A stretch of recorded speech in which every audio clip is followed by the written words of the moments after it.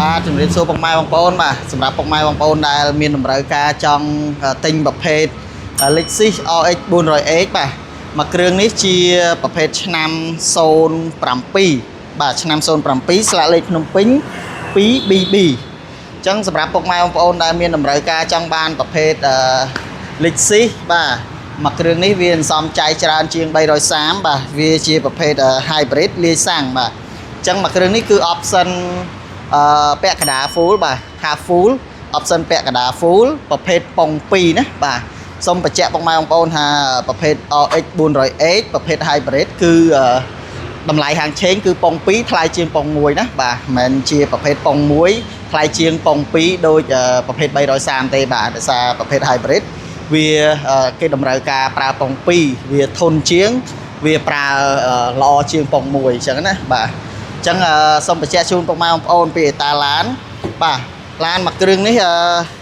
បញ្ជាក់ជូនពុកម៉ែបងប្អូនថាអត់មានប្រវត្តិធ្លាប់បុកប៉ះគៀកប៉ិតខូចកន្លែងណាទេបាទទឹកថ្នាំមានបាញ់ជួសតិចតួចបាទបាញ់ជួសតិចបាទទឹកថ្នាំនៅសល់ស៊ីនច្រើនអញ្ចឹងពុកម៉ែបងប្អូនអាចមើលតាមអតា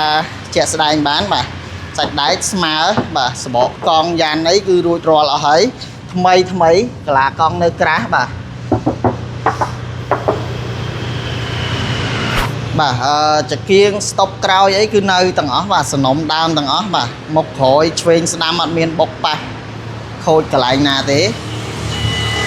កាយ៉ៅក្រោយអីក៏នៅទាំងអស់បាទស៊ីនសំណុំទាំងអស់ប្រភេទអេតាឡានគ្រឿងក្នុងគឺថ្មីបាទវាអត់ខូចអត់ដាច់អាឡតសឹករិចរិលកន្លែងណាទេបាទសាច់បាតក៏ថ្មីដែរនេះបាទ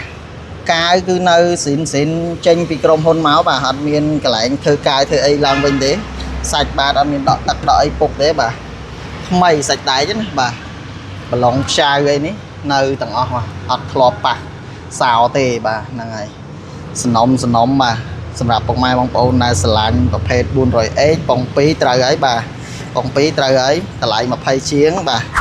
អេតានៅខាងនេះក៏ថ្មីដូចគ្នាបាទសាច់ដែកមើលមកស្មើភ្លីតែម្ដងបាទលេខកញ្ចក់បាទនៅស៊ីនទាំងអស់កញ្ចក់មកក្រោយឆ្វេងស្ដាំមកជុំឡាននៅស៊ីនទាំងអស់ឡានមួយគ្រឿងនេះបាទមើលអេតាគ្រឿងក្នុងបន្តិច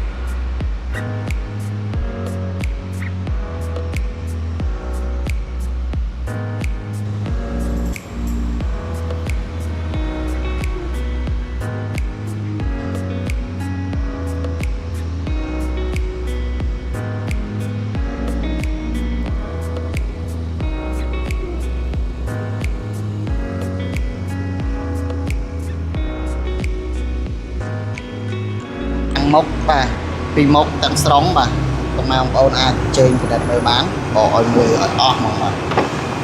ចៅកបោធ្លាប់ដោះទេនេះពណ៌តែម